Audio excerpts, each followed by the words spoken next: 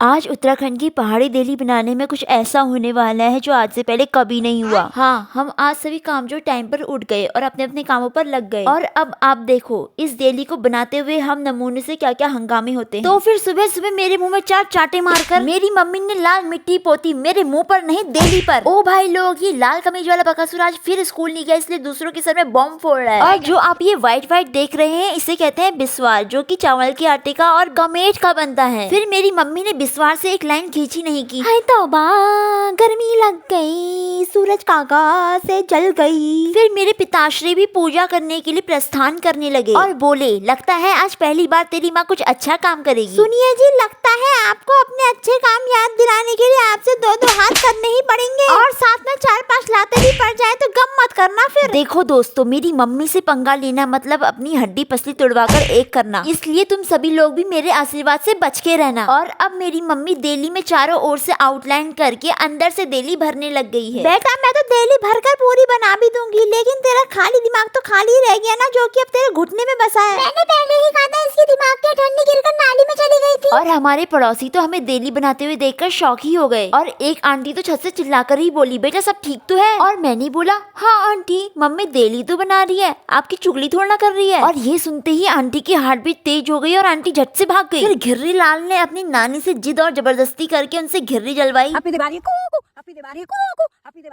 अब बारी है देली में जो छोटे छोटे डब्बे बने हैं उसमें लक्ष्मी माता जी के पाँव बनाने की। फिर नानी ने कहा, बूढ़ी हूँ तो क्या हुआ, आज मैं भी अपना हाथ आजमा लूं और मैं भी अपनी बचपन की कलाकारी को इस भोली भाली जनता को दिखा दूं। अंगना पधारो महारानी, ओ मेरी लक्ष्मी माता रानी, मेरी बेटी है ताड़िका और अनाड़ी, उसको सद्बुद्धि दो ओ महारानी।